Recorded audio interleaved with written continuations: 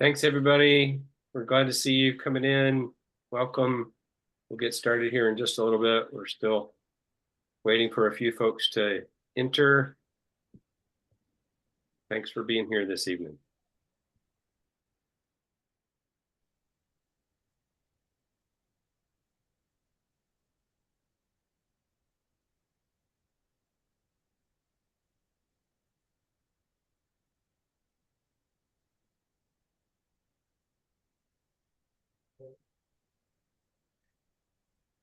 I'm on the resilience meeting. All right. Hello, Okay. everybody. My name is Julia, and I am the Executive Director of Minnesota Interfaith Power and Light. And I am here with Buff and Uriel and an amazing team from Ramsey County Emergency Management. And we're going to spend the next hour plus hearing a little bit about what happens in Minnesota, and in particular in Ramsey County, when we have an emergency. And part of the thing that we're going to do is be thinking about how we can integrate the information we're going to hear tonight into making some plans within our own communities in the context of a resilience hub. If you have a chance to put your name and your community in the chat, that would be fantastic. Be great to see where you're coming from. And let us know in that if there's a, resilience hub, if you say Holy Trinity, Kathy, you might say, potential resilience hub, something like that. All right, I am going to share my slides. And we are going to get rolling. Buff, can I get you to read the land acknowledgement when we get there? Yes. Excellent.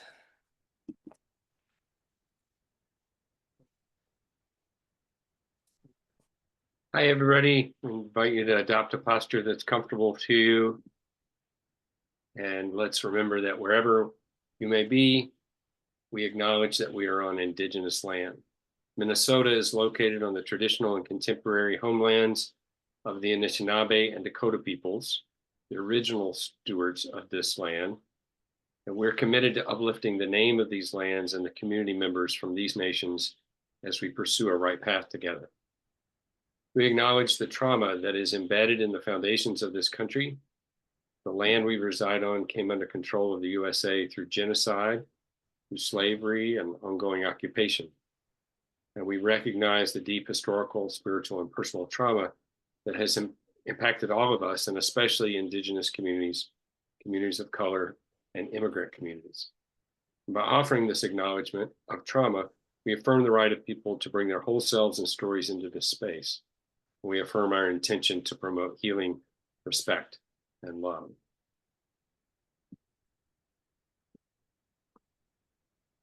Thank you so much, Buff. All right, here's our agenda for tonight. I'm here to welcome you. People are coming from all over the state. Minnesota Interfaith Power and Light has been on this journey to start to foster a community of resilience hubs and resilience spaces in Minnesota for about 1.5 years. So we're going to begin by just doing a very short review of resilience hubs. Much of this you've heard before if you've been on previous webinars with the community resilience team here, but we're going to review it so that we remember where we're starting from. And then we're going to bring our partners at Ramsey County Climate Action in, and Uriel is going to be introducing Karma and Brian from Ramsey County. And they're going to take about 25 minutes or a half an hour to tell us a little bit about the work they do, to really get us under the hood of their jobs and the kind of work that they do to keep us safe. We're then going to have some breakout time where you're going to be able to ask the question, what can your community contribute in the midst of an emergency?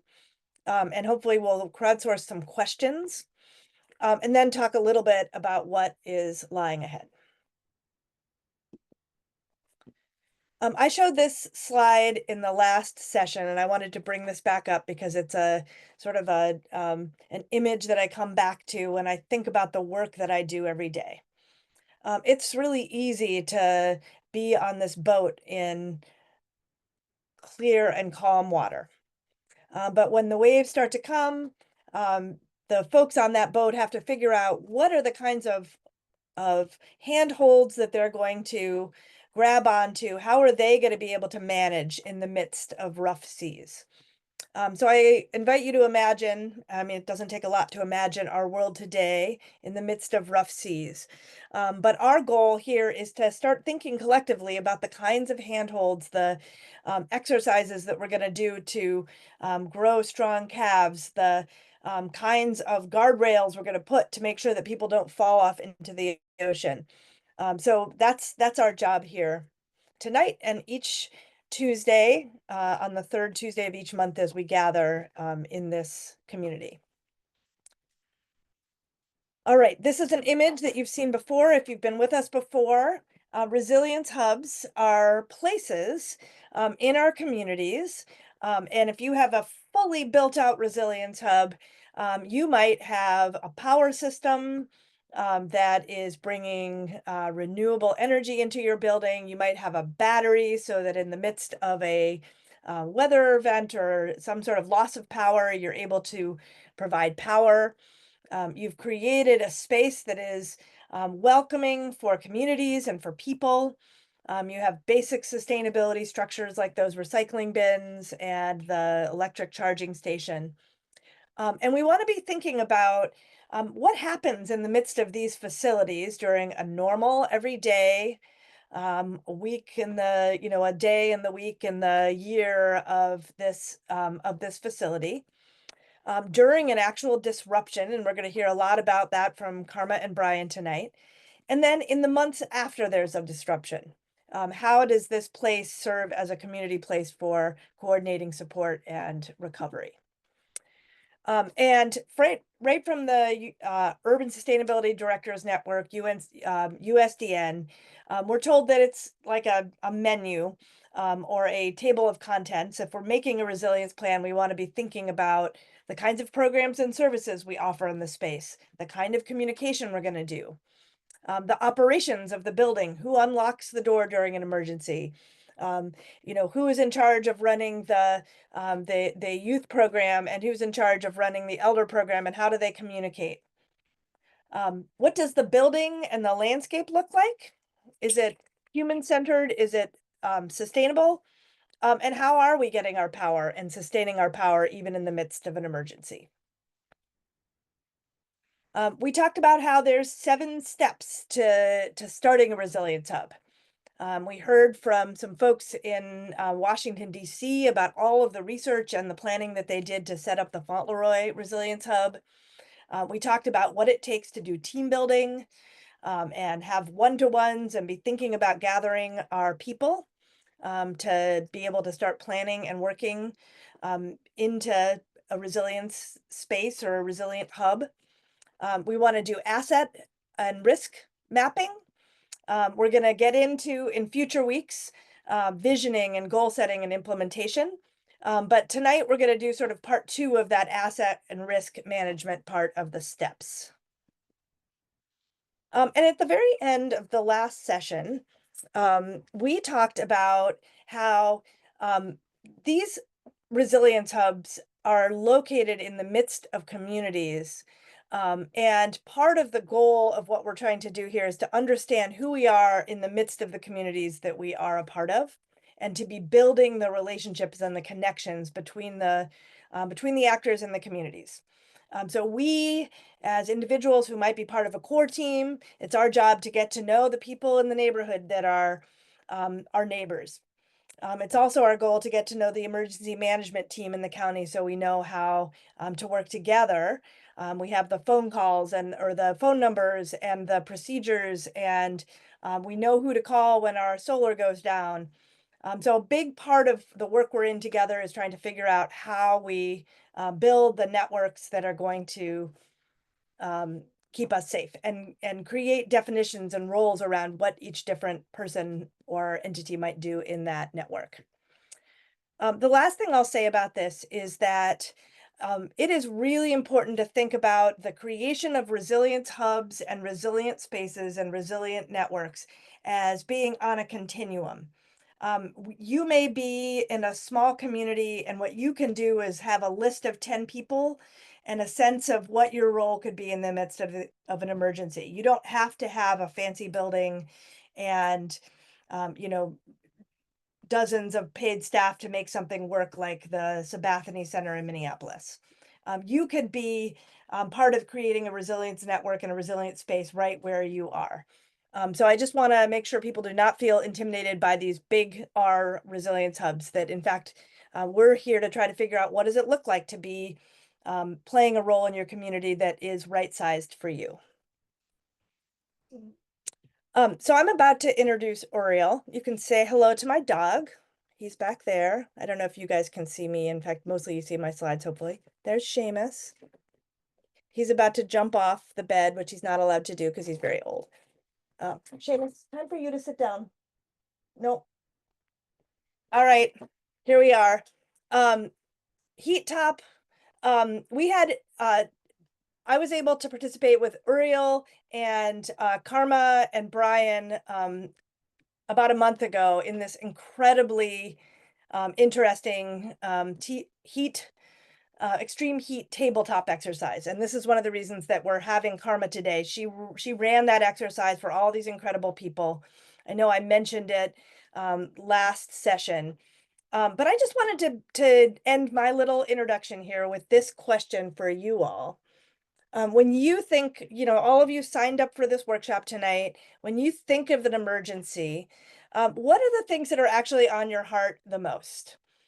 This isn't just an interesting topic and it's filling your, you know, Tuesday night card. This is something that you've come to because you think that you have something to offer, and because you're concerned about what will happen to our communities in the midst of what is appearing to be more and more extreme weather. But maybe that's not why you're here. So if you would just take a moment in the chat and write a couple of words about what are the kinds of emergencies that you think of that brought you to come and participate tonight. And that will help us as Brian and Karma move forward in helping to think about what, you know, what we might focus on. So take a moment, and then Uriel, I'm going to hand it over to you and you're going to introduce your team. Thank you so much, Julia. Hi, everybody. My name is Uriel Rosales Latenchi. I use he, his pronouns. I'm on the climate and health team out of public health with Ramsey County. And today I am joined also by my colleagues, Nikolai Just-Epp, who does data analysis for our team, as well as you'll hear from tonight, Karma Kumlin-Diers from emergency management, and Brian Brown, also in public health, but his unit is emergency preparedness unit. Karma joined Ramsey County's Emergency Response and Homeland Security Department in 2005. She specializes in various emergency planning and response fields, notably in mass care, animals, and disaster, service to functional and access needs population, public education and outreach, and as one of our county's severe weather and natural hazard subject matter expert. Fun fact about Karma, she also has a great experience as a wildlife artist and photographer. Brian Brown.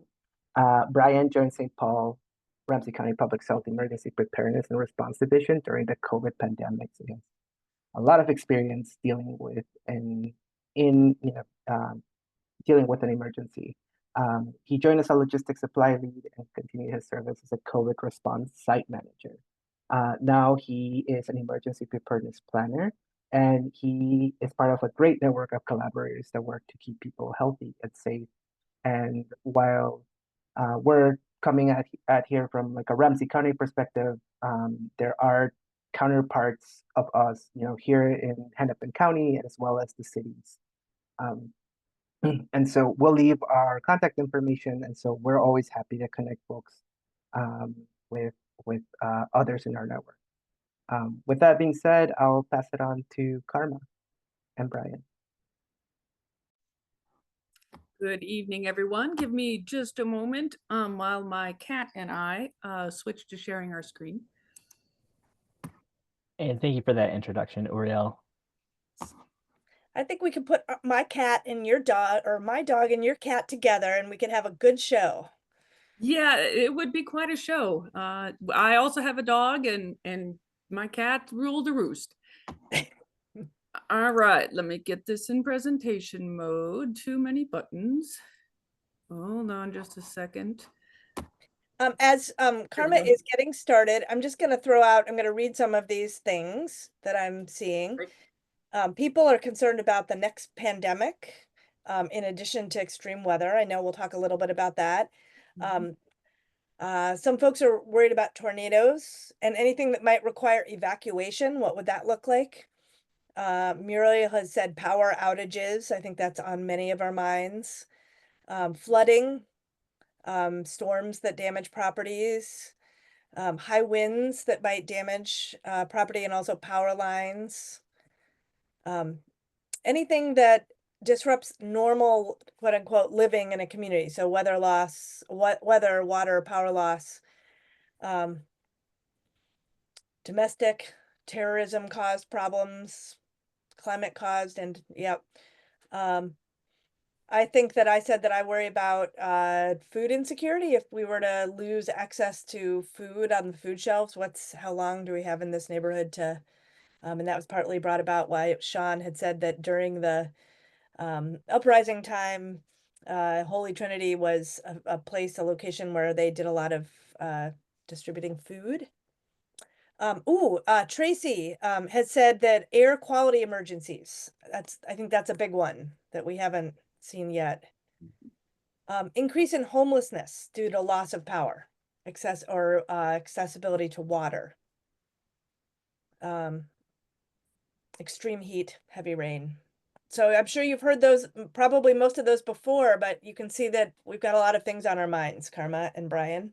So If I can say, I think about all those things all the time as well, because that is my job in planning for those things. So I'm right there with you. I'm concerned about all those things as well.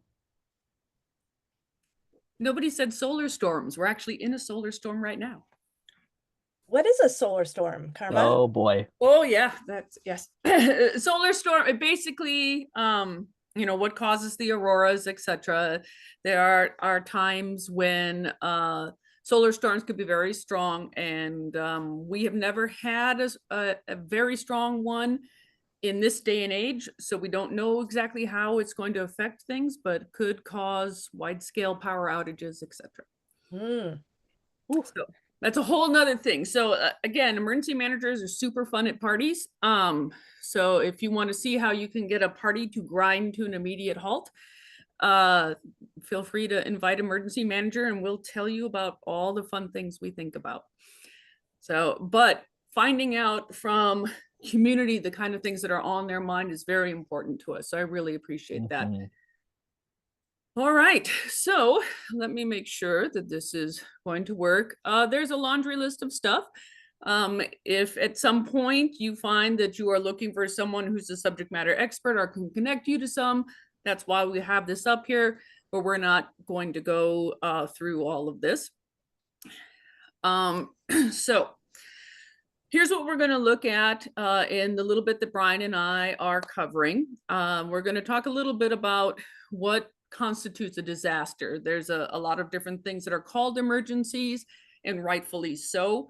But when we talk about emergency management and the concept of resiliency within resiliency hubs, what are we looking to be resilient to? So what is it that's within our field? Also kind of what you can expect from a disaster. Now, if I could get a show of electronic hands, how many people have been in a disaster of some kind? And it's your own definition. So I've been in quite a few. All right. So we're going to talk about some of those. Every disaster that you go through is very unique, but some of the things that you can expect and how you will see how resiliency hubs can help to bridge some of the gaps that are created from disaster that help people get through. And then a little bit about how response works from the government side and who does what. We're going to talk a little bit about the future of disasters, and I will tell you in a minute why I'm calling it that, and then how community-based organizations can work both on their own and with the official government response in the areas of preparedness, mitigation, response, and recovery to disasters. So unfortunately, my position with Ramsey County is funded by Department of Homeland Security grants. And at this time, and so is a lot of the work that I do, at this time, my ability to work on certain areas and projects has been extremely limited. And with that, our office is committed to continuing to do the important work. So we are going to, at least for the time being, modify our language so that the work can continue and we will not get dinged or fired for saying certain things. So I apologize. It is unfortunate, to say the least, to not editorialize, but I'm going to be talking about things like future extreme weather trends and social vulnerability to disasters that are not equal in one community to another rather than certain terms. So I apologize for some of the awkwardness, but it is the way that we get through difficult times. So, and this is not, you can talk about whatever you need. So I just have to be able to stand in front of people and say, what, me? So anyways, so emergency management, what is the scope of emergency management? Now, a condition like this, a serious house fire, this is an emergency. This is the worst day ever for this household. So this is very much a personal emergency for them. But for the fire department that serves this area, for the police department, for the government, etc., this is a Tuesday at 6 p.m. The fire department, while this is very serious, handles this with no problem. It meets their training, it meets their equipment. They come, they do this, and then they go off and do other things. So an emergency for an individual is not a disaster. When we talk about a disaster, we're talking about a certain degree of scale. So this is the San Bruno pipeline explosion in California. This is 40 houses on fire all at the same time. This exceeds their local fire department's ability to help. This exceeds the local Red Cross's ability to just, put some people up in a hotel for a night.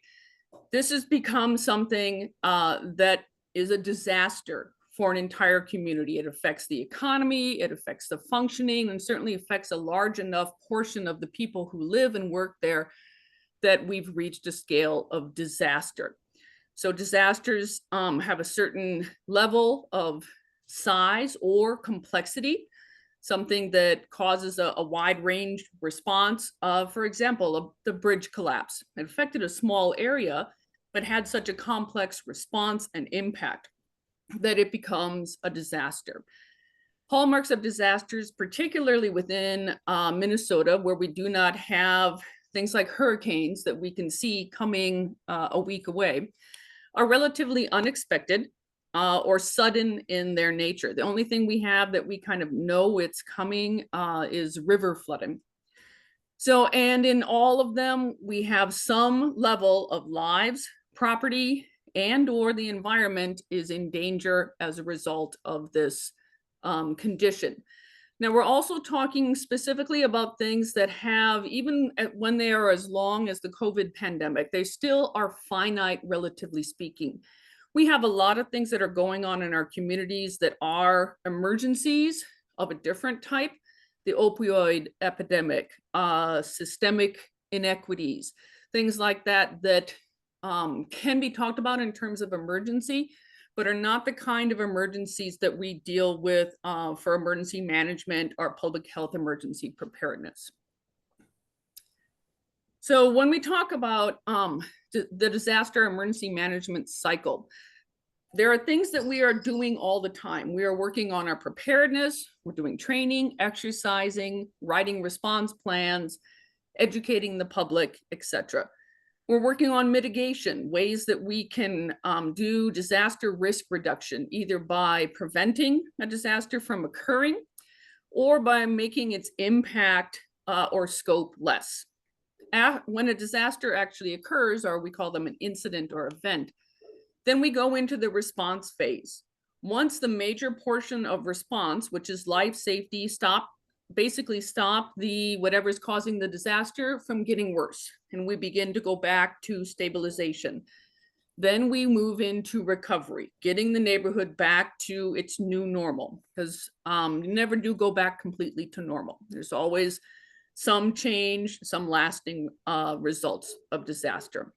And that'll help you as we go forward in talking about what community groups can do and how you plug into each part of this. Now, let's see, are we going to? Nope, we're not going to advance. We can do it. There we go. Okay, so when we talk about the official response, and by that I mean government, there's an awful lot of response that goes on at the grassroots and the neighborhood level outside of government response. And we are really just starting to get a better understanding of that and a better appreciation for it. So from the official response, we have multiple different disciplines, emergency related disciplines that come to bear. And the first one of those is of course called first responder. These are the folks that have been authorized to have blinky lights on their cars so that they can break the law to get to you to save your life in time. So police, fire, and emergency medical services. Emergency management is more of a second responder. We actually do have blinky lights, but in general, we aren't called in until first responders get to the scene and say, this is bigger than us. We don't have what we need. This is beyond what we've normally trained for, or there simply aren't enough of us. So then emergency management can be called in, and it's our job to work to take the chaos of this scene and really both help do the size up and then coordinate all these different groups and peoples and jurisdictions that are going to need to be brought in. So we're subject matter experts on disaster level issues, but we're also kind of Jack and Janes of all trades. We know a little bit of this, a little bit of that, and especially we're a Rolodex of everybody and everything that you could possibly need. Do you need a foam truck from the airport because we've run out of firefighting foam? All the kind of stuff, we can get it for you. So we also work a lot with voluntary organizations and many other different, both government and non-governmental organizations. Now, one of the things I want you to remember, particularly in my next point, is that those first responders, there is on average only one of them for every 300 people, and that's in metropolitan areas. So in a disaster where you can very well have 300 people who have been affected, who have lost their home, who are injured, who are needing transport, etc., there's simply not going to be enough of them. And so governments work together to coordinate to be able to bring in help from outside, but also the importance of individual preparedness and plans, and the way the community groups and volunteer groups can help supplement that lack of those critical resources is very important. One of the things we also have to remember is that all disasters are local. Whatever happens within your city, it's first the responsibility of that city to see if it can handle it. Due to our federal system, they can't ask for help from higher levels of government unless they can show that their capacity to assist their jurisdiction has been exceeded. So we're not going to get help from the state unless Ramsey County can say, this is beyond us, we really need you.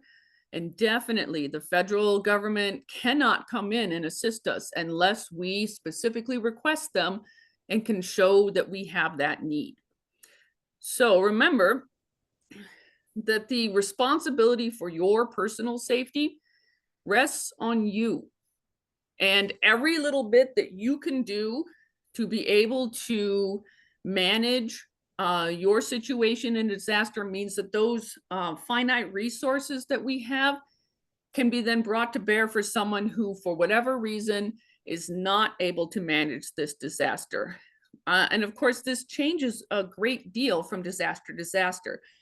You may be able to handle one, but a different one, for whatever situation, your life situation, you have just had surgery, you've just lost your job, or you have a chronic issue, which means that this is not something you can manage on their own. It lets us take those resources and bring it to someone who really needs it if we have greater personal and community preparedness on hand. So anything that voluntary groups are doing, anything that individuals and community-based groups are doing, not only strengthens that household, that community, it actually really improves the safety of the entire area that you live in, because we are able to better use our resources. So one thing we need to remember, though, you're here because you are interested in helping. But one of the best ways for you to help others is to first make sure that your household, your personal preparedness is in order. We have to tell this to first responders as well all the time. If you aren't sure that your household is okay, if you're worried about whether your kids have power or whether your house has been destroyed, you cannot effectively respond to help others who are in that situation.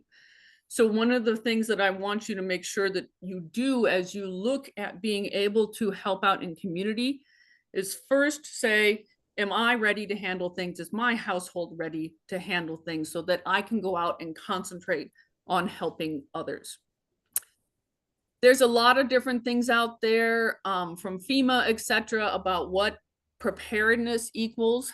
But I think that for many of our communities, most of those preparedness steps are out of reach. So getting a 2 to 3 day kit when you're still worried about eating day to day, et cetera, is often out of reach. So I like to focus on some things that are a little bit more impactful and definitely easier to manage. One of the most critical things is how will you get the warning?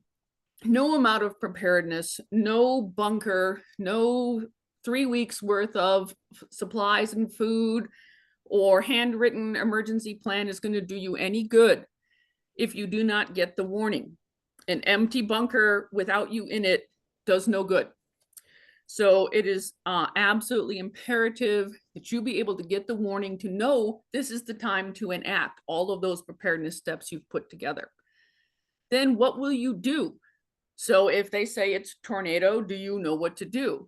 If it's a hazardous material, do you know what to do? What basic actions will you take to stay safe? And then afterwards, how will you get help? And this is one of the things that resilience hubs really can tie into. So where will you go in your personal community, friends, loved ones, etc., and in your physical community to get help immediately afterwards? Another thing to think about is how will you connect with your important contacts, especially if cell towers are down or you have no place to charge your battery and you run out of power. What are your alternative ways to communicate with each other? We've seen often that cell towers also can get overwhelmed even if they're functional. So I'm not going to go into it a whole bunch, but things like texting, which are much better to go through, much easier to go through and won't overload those contact lines. So again, there's a whole bunch of different ways to get warning. I'm happy to talk to anyone, answer any questions about them. But the most important thing that I want you to understand about this is that you need more than one. Because this is so critical, literally the difference between life and death, you need to make sure that you and of course the organization that you are working with have at least 3 different ways to make sure that you are going to get that critical warning. Whatever way you use, it should be something that you trust. If this thing goes off, I need to take action. It should get to you quickly and it should provide you with good information about what the hazard is. Many people get very confused by the outdoor warning sirens. While they are most often sounded for weather, that's not all we can sound them for. And there's a lot of different things about them that are misunderstood. So they should be your last resort warning source. Make sure you have other things. Okay. Karma, The other, what yes. are some, can you just give us a case study of like, what are Yep. some warnings? Like I know sometimes my phone goes off, beep, beep, Yes. and I can like see that there's a severe weather warning. Yes, you happy know. to. I'm actually going to go backwards here. So your phone, most people's smartphones have an opt-out service, meaning that it's automatically on and you would have to go in and say, I don't want to get these, called wireless emergency alerts. They cover only certain types of immediate life safety warnings and are sent out by your local emergency dispatch, include tornadoes, very severe thunderstorms, flash floods, and of course amber alerts, and the presidential alert, which is the only one that you cannot opt out of. So they're the fastest way to get information. They are covered by, are carried on a wireless service that does not interrupt cell lines. So even if cell lines are down, you're still going to be able to, they're on a data line, so they're much more likely to get through. They're instantaneous. The minute that a weather alert is issued by the National Weather Service, it actually locates the nearest cell tower, which your cell phone is pinging off of. If that cell tower is in the alert area, you will get the alert. You will get it if you drive into an area covered by an alert. So, but it's very specifically high level life safety. There are additional things like NOAA All Hazards radios, various different apps. Not to endorse any particular one, but I have the Red Cross emergency app. And I love it because I can not only monitor my workplace, my home, and I can monitor my mom's place down in Faribault. So lots of different ways. And of course, all of these you should also, learn how to, once you hear something, get to a safe place, then tune into local broadcast and radio so you can continue to keep up with the information that's being given out, see if things change, or even if hopefully quite quickly things improve and the warning is now canceled. So that's when you know that it's safe to go out again. All right. Okay. So the other side of this is your organization is not going to be able to help if it itself is a disaster victim. So making sure that you have organizational preparedness plans, including ways to communicate. By 3D, we mean at least 3 people on the list. Here's who we call first. If we can't get a hold of them, here's their backup, and here's the backup to your backup. You'd be amazed how many times you get to that backup person. Same thing with responsibilities and capabilities. So who can handle, who knows how to operate this? It can't be just this one person who happens to be on vacation this week. So who can help backfill those things? Do you have a plan not only how to pivot to provide services specific to this emergency to the people who rely on you, as well as continue the critical operations that you already do? If you run a food shelf, you need to continue to be able to provide that for people who are not victims from this side of your neighborhood, as well as additional services to people from the other side of the neighborhood who are part of this disaster. So making sure that your organization is ready to continue its work and to work under these unusual circumstances and keep everyone safe. So now let's talk a little bit about the types of hazards and risks that we have here in Minnesota. I know this is a little small and I apologize. It's also a little old. I'm not able to find newer information that's mapped out this way yet. But when we're talking about hazards within Minnesota, we have really 2 main categories and one of them with a couple subcategories. So there's natural disasters and there's man-made disasters. And man-made disasters can be broken up into accidental, so bridge collapses, hazardous material spills, and intentional, which includes terrorism, civil unrest, arson, etc. You'll see that most of the disasters that we have within Minnesota are related to weather, no surprise. Again, this is a little old, but most of the stuff that we have seen is floods. We've also seen drought, wildfire, and we see things that are beginning to become more common, such as heat, high level ice storms, etc. The other map is showing where we have the most frequent incidents of presidential disaster declarations. This is actually going to get a little bit less frequent. The threshold for damage necessary to what is the word I'm looking for? Qualify for a presidential disaster declaration has now been raised so high that in Ramsey County, we could literally lose the entirety of Shoreview and still not qualify for a disaster declaration. So presidential disaster declarations are going to be a little bit more rare, but it does show you that there are some areas within the state which are prone to more high-level disasters than other. Clearly along the Red River with the frequent flooding, although with mitigation in place that has been reduced. Areas with high populations do see a lot of things, but we actually see a lot here in the metro, even without that high population density. We have a lot of other hazards that are within our region. And of course, everywhere in the state is capable of having disasters that don't reach presidential disaster declaration, as well as those that are high enough to get that categorization. A presidentially declared disaster is an algorithm of uninsured loss to population. So how much uninsured loss per capita. And that's important to understand because we have things like the North Minneapolis tornado. We had a half-mile wide tornado go through the most densely populated portion of our state and one of our most socially vulnerable neighborhoods, and we did not get a disaster declaration. And the reason for that is there wasn't a whole lot of uninsured damage.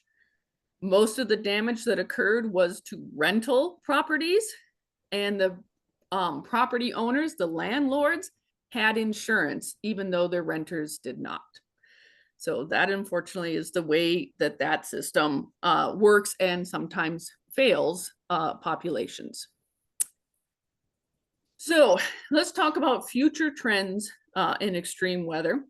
In particular, a lot of job security, unfortunately, for Brian and I. So across the board, what we're seeing in terms of trends with extreme weather is a great deal of unpredictability and a lot of volatility. Wild swings between one extreme to the other.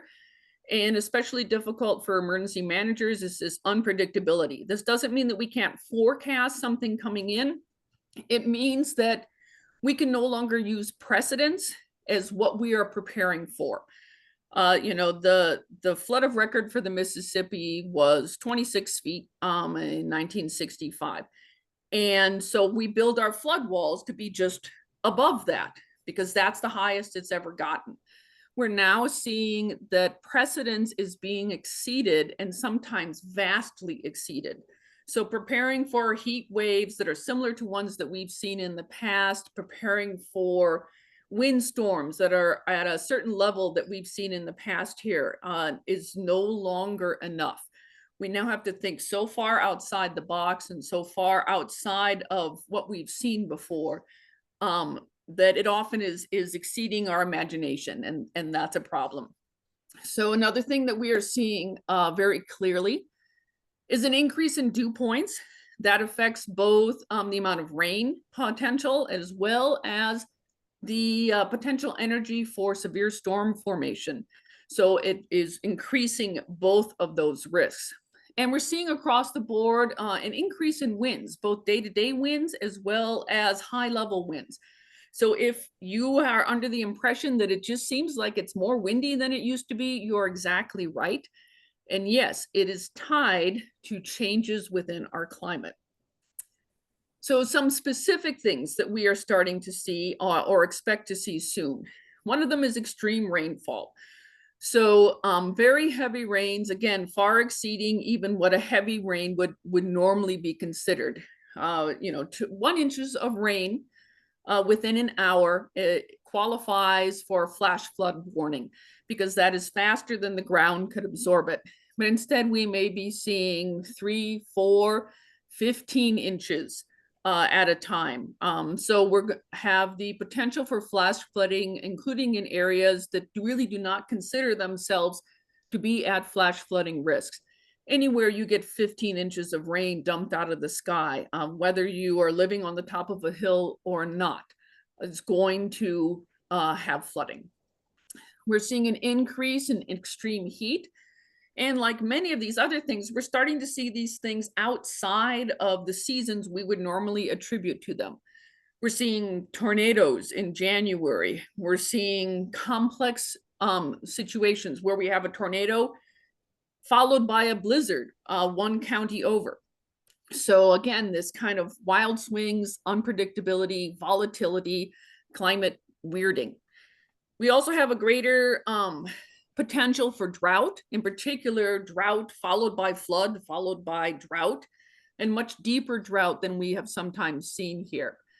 And there's also beginning to be a lot of evidence and changes in how severe storms work.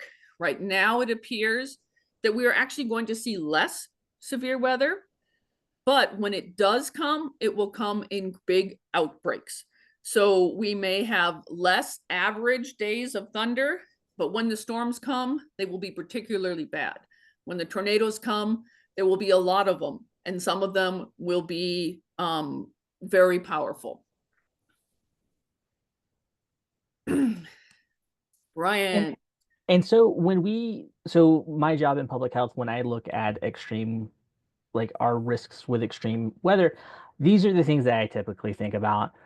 We have extended allergy seasons. There's been 21 additional days of warmer weather that's increased the ragweed pollen season since 1995 in the Twin Cities. You also get, with higher weathers, you get ground level ozone that can really affect people who have respiratory illnesses like asthma. I also think about the expansion of vector-borne diseases, right? So like longer seasons, we're seeing more people that get Lyme disease when they're out in the backcountry and high grass. With longer and warmer seasons, we also see an uptick in things like West Nile virus that you typically think of like Florida in the South, but nope, we've had cases here in Minnesota. And then we also think about what could be next or what might be emerging or coming to us and on our watch list. And those are things like chikungunya, dengue, and Zika viruses, which are very Caribbean tropical diseases that we think about. And so we think about all that when we go into our planning and looking at weather. We also think about water quality and infrastructure. Carmen mentioned that there's a lot of flooding and a lot more rain that's coming. Well, that water is going to back up our sewage systems and it's going to overflow. And we're going to see water contamination with viruses like hepatitis A and E, Giardia, and Salmonella. And then also we have mental health impacts when it comes to heat. We see that when it's hot, mood disturbances happen. People become irritable. They reduce impulse control. People with mental health illnesses like bipolar disorder and schizophrenia and depression typically are more vulnerable to heat stress. And many of the medications that are used to treat some of those illnesses have an impact on us being able to regulate our body temperatures, being able to hydrate properly, and can also affect our sweating. And some of those psychotropic medications can actually increase risk of heat stroke. And so those are kind of, when I look at weather from a public health perspective, that's what I'm looking at and how we are focusing on being inclusive and taking account for our neighbors and those with access and functional needs. And so back to you, Karma.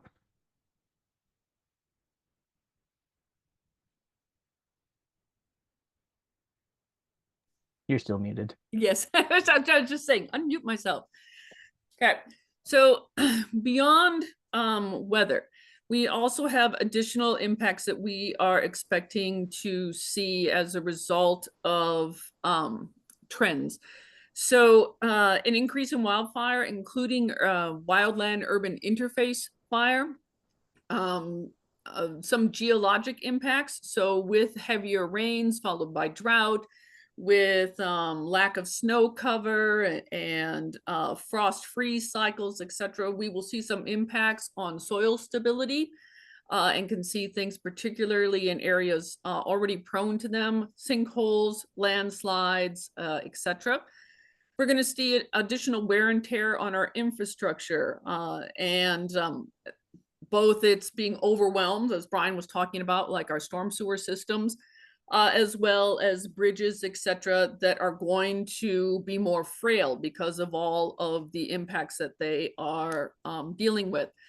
And then there's a lot of different issues that we will see, which will exacerbate both social vulnerabilities as well as disasters. So, you know, there a lot of the political and social unrest, a lot of changes in people's income, disaster fatigue, issues with local governments who are dealing with repeated disasters and the kind of financial burden that that puts, especially as we see less and less financial and other assistance coming from the federal level. All of these things, climate migration, etc., that will impact how we are resilient and how we manage and experience disaster. So I told you we were fun at parties.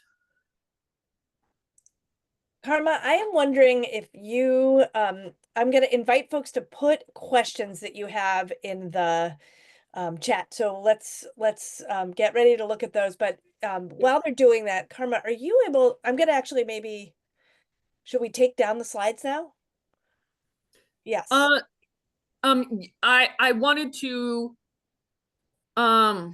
yes, actually, I think we can continue this conversation. We've got enough of this to really be able to talk about this with everyone. So yes, and I'm happy to provide these slides so people can look at them. I know we were covering them quickly. So just let me know. So I'm happy to do that. We will send out a PDF of this, of the slides and also of the presentation, the conversation. So you will have a video link. Fantastic. Okay, so Karma, perfect. We'll make sure that you're spotlighted so we can have a conversation with you and Brian and Uriel and also Nikolai, you want to wave your hand? This is Nikolai. He works on the team in Ramsey County working on resilience hubs. Here's my question for you. Karma, can you describe a emergency response that you're really proud of that went really well? And like, who was involved? What happened that made it go well? What were the things that were making your heart beat? And then how did you resolve those in a way that felt really powerful? Ooh, boy, and do that within a short period of time.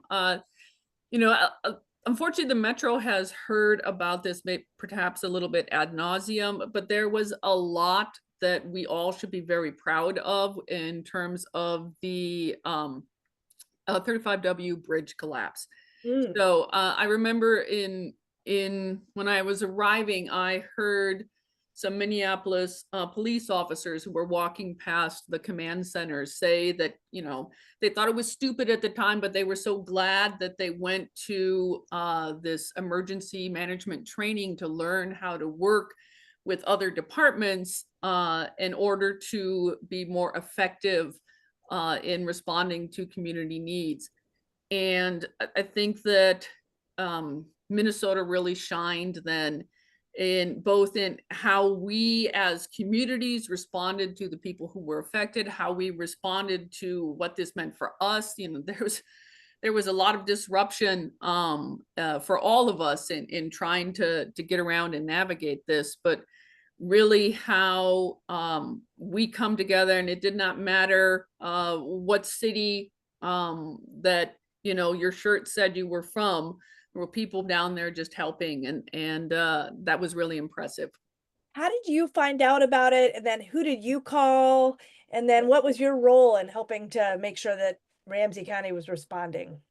So in this case, I actually happened to be listening to my public safety radio while I was heading out for groceries. And then, first of all, couldn't believe, there's a bridge down and something about Washington Avenue and et cetera. And then no, it's the bridge and we need everybody. And if I could pick a bridge in the state, that would be the bridge, that everyone deals with all the time. So turned back around, got my stuff, but I did not respond right away. So one of the things we have to remember in disaster is that our hearts are really wanting to get out there and help, and we see things on the news, etc. And I saw what was happening, and I got my stuff ready, and then I waited for the official call to come in, because responding, what's called self-dispatching, would mean that I would be in the way and taking resources rather than helping. So once that call came in, which was within 15 minutes, then we responded. And in our particular case, because the disaster was not in our jurisdiction, we were responding to help another jurisdiction. And we check in and we say, what do you need from us? We're here, here's what we got with us, and tell us what you want us to do. And they have a system where they were like, we need you here because we've got stuff there and there. Who are all the, okay, I want to turn to a heat event for a second. Sure. Who are all the people and organizations, like we had that tabletop exercise, and I was just an impressive number of different characters around those tables. If you had a power outage or a heat event or even a cooling event or something of that nature, that's maybe region wide, and who are all the folks that you all are wanting to make sure are part of that response? So from the kind of inner circle kind of thing versus the people who we'd be working with, like community groups who'd be out doing direct services, we start with our communications department, the department basically that's responsible for getting information out to the public, because that is such an important role, informing, warning, providing safety messages, etc., to the public. And our public health, because we are partners in emergency response. We tend to be a little bit more all hazard, but there isn't a disaster that happens that doesn't have a public health impact to it. And there are some that are really specifically public health, like COVID, that we need that expertise. So we start with that. We then pull in our human services, who does, they work with people in their personal emergencies all the time. We work, pull in our law enforcement and the county manager's office, because they have to make decisions about how we continue to serve and how we protect our employees as well. Our emergency dispatch and our libraries actually are huge partners within emergency response. They're fantastic communicators. They also serve as a lot of ways that people look to for as far as a trusted source, a hub that they can go to. So just to start. Very, very interesting. Okay, we have some questions from the chat, which are excellent. And Brian, I think probably you may be the right person to answer some of these. Maybe let's start with questions about how do people actually stay cool during an extended heat wave?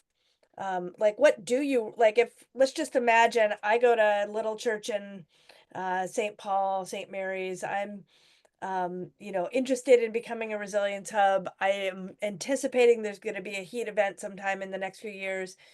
I'm just thinking about in terms of bodies, and like, what are people going to need? Yeah, I would say the foremost thing is keeping hydrated, right? So when we have extreme heat, those of us that do sweat, because we do have people who have things like anhydrosis, where their sweat glands don't work properly, or they lack those receptors to sweat and regulate their body temperature that way, and so they're prone to more heat exhaustion, heat stroke, heat cramps, things like that. So hydrate is number one, right? We need to replenish the fluids. but we can't just be drinking water, right? We need to be drinking something that replenishes our electrolytes as well. So think about, like a Gatorade, usually the typical ratio is like one Gatorade, like one bottle of Gatorade to like 3 bottles of water, right? And so replacing that. Shaded areas, right? So like making sure that you're trying to stay in shaded areas. The temperature is always when you see like a weather report and they tell you the temperature, it's always the temperature in the shaded areas, not the sun, right? So even if it says it's 100 degrees, it's going to be 100 degrees in that shaded area. But if you're out in the sun, it might be 110, 115. That heat index is really going to bump it up.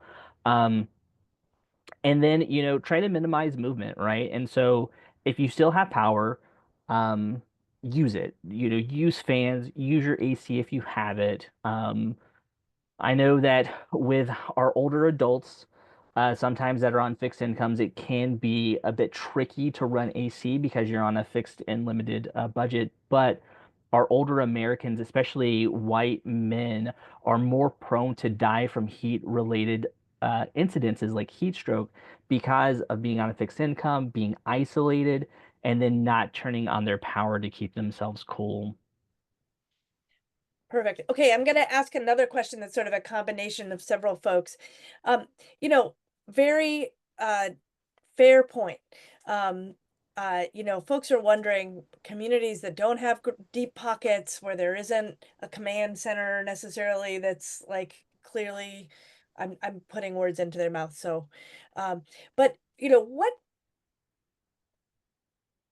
there's one comment I just want to Terry Barnes and I just want to acknowledge this. This is really scary what we're hearing. And a lot of us don't have the capacity, either individually or in our communities, to handle this. Um, so, what are some little things that these resilience hubs might do that are just one step along this road? I mean, we wanted to bring to you all the sort of what are the things that counties and folks are thinking about? And if this is the whole collection, where can we enter? Yeah, so I can start with that. And so I definitely hear you. It is a lot, it's a lot to think about. And like I said earlier, this is the type of stuff that I think about all the time. Because I love the work I do and I want to make sure our communities are safe. That's why I'm in public health. That's why people get into civil service is for the community. We definitely don't get in it to make money because there is none, right? And so we care about our communities. We care about you all and we want to make that impact. And so what we do is we take most of the burden of planning and putting those mitigation and seeking congressional directed funding, which is an opportunity and avenue. Applications just opened for 2026 congressional directed funding, where you can write into your congressperson, you can fill out a request for funding for an organization to support a project that you're hoping to do, right? And so there's opportunities like that. And then these conversations right here are another good piece to find out what communities are worried about, what you all need.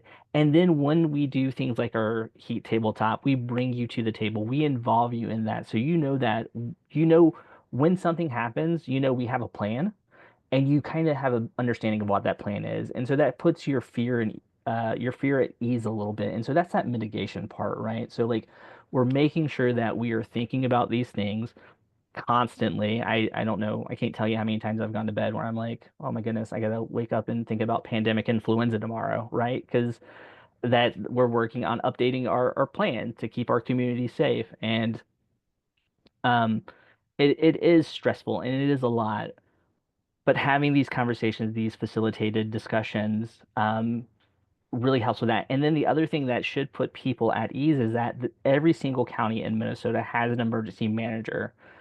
Every community health board in Minnesota has an emergency preparedness coordinator, which is what my role. So every community at the local level is thinking about this. They're planning for this. They're doing risk assessments to identify what those top threats and hazards are for your community. And then they're updating their plans. They're testing those plans.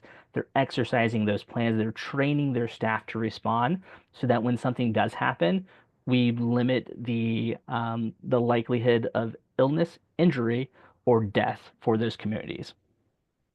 One thing I was thinking a lot about while I was sitting at that tabletop table, um, you know, I was sitting with a woman from Ramsey County who was a communications manager. And so she was saying, we were just chatting. I was asking her, what could a small community like mine do? I was just putting my own congregation in the center of that conversation. She was like, really, if you have a list of people that already trust you, and there is, still cell phone contact. One really important thing to do is to have a list of vulnerable people in your community and Mhm. have a list of volunteers who can call them and check up on them. Yeah. That's the sort of thing that she can't do in the county because she's not somebody that they know. And so maybe there's a group of people in your community that are only Hmong speakers, right? Do you have a volunteer in your cell phone that you can connect with that will be able to call the 20 people on the list that have, been identified as folks who need to be checked on?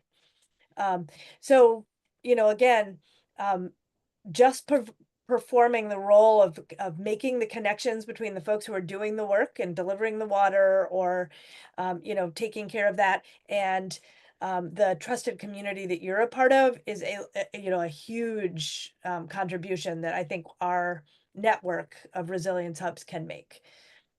Yeah, and if you ever attend any other emergency management or public health emergency preparedness, you will hear this term and you may not know what it is, but I'm going to tell you. You make connections in blue sky days. That's when nothing's going on. It's fair weather. There's nothing on the horizon. You make those connections before an incident happens, before an emergency happens. That way, when the emergency happens, you know who to call. You know who's going to be there to support you. And those are the most important things. And that's why Carmen and I are here for our Ramsey folks, but everyone outside of Ramsey County, we can connect you all with your local people quite easily for you to make those connections and see how you can support. Because I guarantee you, our smaller communities, our smaller health departments, our smaller emergency management departments all need help. And there are avenues through volunteering, through CERT programs and the Medical Reserve Corps that can really impact and make a difference in your community during times of emergencies. Beautiful. Karma. So I was just gonna say, we've seen this writ so many times that what we can't handle alone, we're so much stronger together. And the ability of, I really got involved in disaster response and emergency management because I have lived firsthand that, disasters are the worst day for our community. But there are terrible, traumatic, etc. But they can bring out the best in people, and it is really amazing what you see happen within a community. So it is so much what happens at that grassroots, neighbor to neighbor, friend to friend level that really makes such a difference in this. We can do all kinds of things that help on a larger scale, but that individual service is what really matters. And it's something the government is both not good at and not equipped for, and not trusted, understandably, in a lot of ways. So in so many ways, community groups help fill so many of those gaps. There's a lot that you can do. There's a lot we can do to help you with that, helping you go through that community emergency response team training, helping you look at your emergency plans, helping you with becoming trusted messengers. But really, one of the messages we send out, particularly in things like heat emergencies, it's, check on your neighbors. So you know them so much better than we do. And you know your resources. The thing that we all need to do better is to communicate that. So if you are seeing needs in your community that aren't being met, they may not be met because we don't know. We have this huge information gap with what is going on here and what's getting back to us and making us go, oh, we need to do something, because we very much want to. So that information sharing and that knowing each other ahead of time is another big thing that we all can do to make sure that we are better serving our communities. You're Julia, you're muted, Julia. muted. Nicola, you're going to be hosting a meeting in St. Paul, in Roseville a week from Wednesday. I know that's not for everybody in this room, but what's your dream of what that will do? That's a blue sky evening or day, that you'll be getting together with people. Just tell us a little bit about what you're hoping to do with that time. So we're hoping to gather together a group of people from organizations who are interested. It's not a commitment, but who are interested in playing some role in one of these situations that Brian and Carmen have been talking about. And at this meeting, which the date is not yet set, and we have to do some internal organizing and planning with Uriel and the rest of our team to get that up and running. But we will have a list of potential options that your community group could help with filling, and some options for how at Ramsey County we can support you to fill that need in your community. So whether it's getting connected to the community emergency response teams, or it's finding out how you can equip your facility with a redundant power system like a battery or solar and battery storage, or it's just sort of fulfilling, like helping continue to fulfill an everyday need like hunger relief, and having like a growing space or a community garden. We want to work with you to help make that happen. And we can, at Ramsey County, can devote staff time, research, and potentially partnering on things like funding opportunities down the line. But this would just be an interest and intake meeting. And if you are located in Ramsey County and you're interested in this, please reach out. I'm going to drop my email in the chat right now, and we can get back to you with more details on this meeting once we've gone back and gotten our ducks in a row on the team. Perfect. I just want to say I wanted to call this out, not because you all have to go to Nikolai's meeting, but this is the type of meeting we're hoping to have and happen in regions across the state, that actually communities that are interested in being part of a bigger network can have a place to go to make that happen. All right, I am going to, first of all, I want a huge thanks to Karma and Brian for coming and speaking, and Uriel and Nikolai, Joshua, Buff for helping put this concept together. We're going to do some breakout groups. I'm going to share my screen, and this will just take about 10 minutes, maybe 8 minutes to be in these breakout rooms. And the question is, wow, that's a lot to think about. How is your team or your organization prepared to keep your community safe? If you have some ideas about that, that would be great. But what are the questions that you have, and what are the superpowers that you think you can bring to this moment? So I'm now sharing the screen. I'm now going to put us in those breakouts. I've already set them up. And so you'll go to the breakouts, and I will call you back in 7 minutes from now, and you'll be ported back in.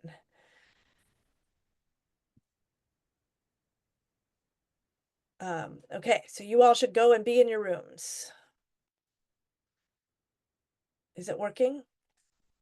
Julia, is it possible you could put these questions in the chat so we have access Yes. to them once we join the breakout room? Yes. I will do that. Escape. Sorry, we're gonna stop the screen share for now. I think I can broadcast them to all the breakout rooms. Perfect. Oh, wait, I'm gonna just cut and paste them and broadcast them. Okay. Oof. Darn it. I got it. You do? Okay, good. Thank you. Yep, I sent the message. Perfect. Okay, so it looks like we've got people in all the rooms. Oh, Joshua went with nah. Perfect. Okay. Well, you guys, what are the folks who didn't go anywhere? Oh, shoot. Okay, hold on.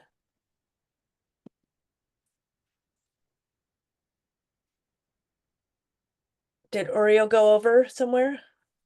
He must have. Sorry, Uriel and Nikolai went somewhere. Yeah. I'm gonna add him Lons too.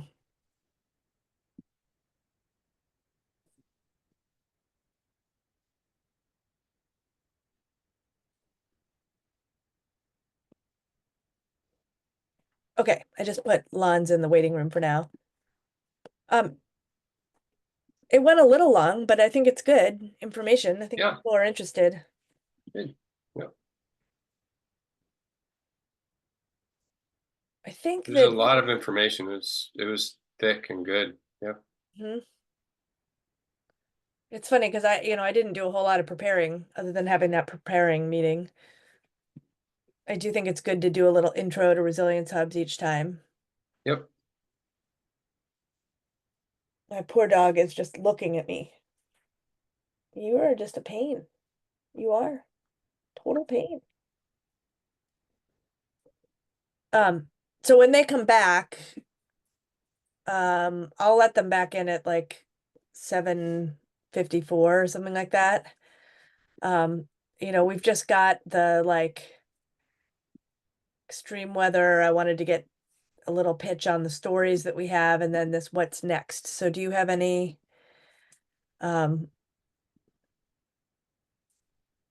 Yeah, the insurance stories you want to plug? Yeah, I mean, yeah. we're going to be right close to time, so I think that's probably all we have time for. That's good, and those are important things. So Mhm. yeah. Do you want to say a word about our community of practice? Did I say something about that already? Yeah, I don't know. We don't really have we don't have a deadline. We don't have a date. We're going to get that application out, so we can say Mhm. the end of April.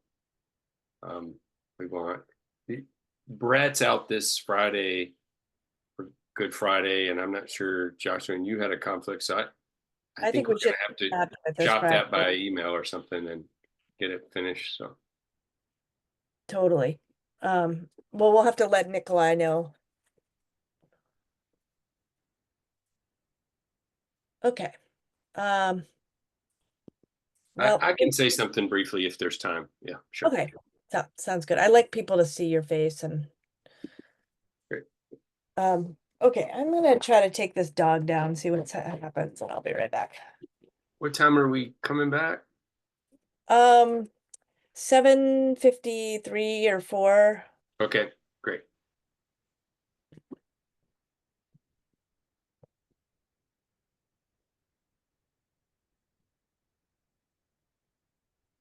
You wanna go down?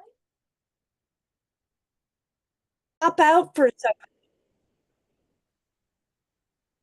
Did anything pop out for folks as you were chatting in your group, something that was either a question that you had or a superpower that you had or something that you sort of realized as you were thinking this through? Yes, Carolyn. Well, we were lucky enough to have Karma in our group. And Ooh, she gave some real concrete ideas for even small things, like being a place where you are a charging station, where you've got extra surge protectors and plugins and things like that. Or just be a place where you've got a lot of water on hand and you can do that, or food vouchers or something. if you're a community organization and people in the community, not necessarily the members, but the community trust you, and you can publicize these things, they may be small, but they could be really important things. So I like these ideas that are places to start. Beautiful. And I love that theme of places to start, right? Maybe your superpower is the relationships you have, and the things can be small, but the relationships are a big part of what you do. Huge. Anybody else want to share?